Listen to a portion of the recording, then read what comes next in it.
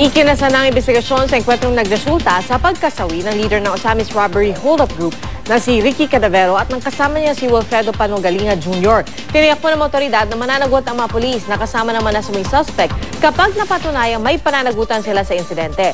Mula po sa San Pedro, Laguna, may ulat on the spot si John Consulta. John?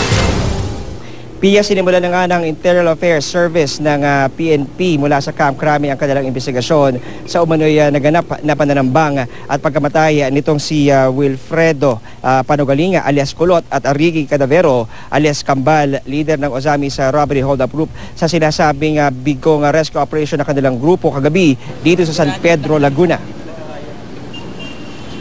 Unang tinungo ni General Alex Roldan, hepe ng IAS, ang sasakyang lulan ang dalawang detainee. Bukod sa mga tama ng bala sa sasakyan, ininspeksyon din ng mga otoridad ang tapalodo ng motor na ginamit umano ng mga suspect at naiwan sa crime scene.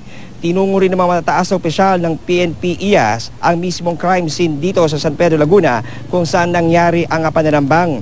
Kapansin-pansin daw, Pia, na pataas ang terrain ng naturang lugar kung kaya't maaaring nakaminor at mabagal ang takbo ng security convoy bago ito tinambangan. Kukunin din daw ng IAS ang statement ng lahat ng pulis na kasama sa sasakyan nang maganap ang insidente at titingnan kung nagkaroon ng lapses o kapabayaan sa panig ng mga pulis na nagbabantay kina Cadavero at Panogalinga. Tumanggi magbigay ng pahayag sa harap ng kamera si General Roldan dahil hindi pa raw tapos ang investigasyon. Tiniyak ng IAS na walang whitewash na mangyari at magiging patas ang kanilang investigasyon para malaman kung may pananagutan ang mga pulis na kasama ng dalawang napatay na miyembro ng Osamis Robbery Hold-Up Group. Kagabi naman, Pia, in-eksklusibong nakapanayam ng GMA News ang isa sa mga pulis na nasa loob ng van na di umano'y pinagtangka ang agawan ng baril ni Cadavero. Hiniling niya na huwag ipakita ang kanyang mukha para di mabalikan ng mga member ng Osamis Robbery Hold-Up Group.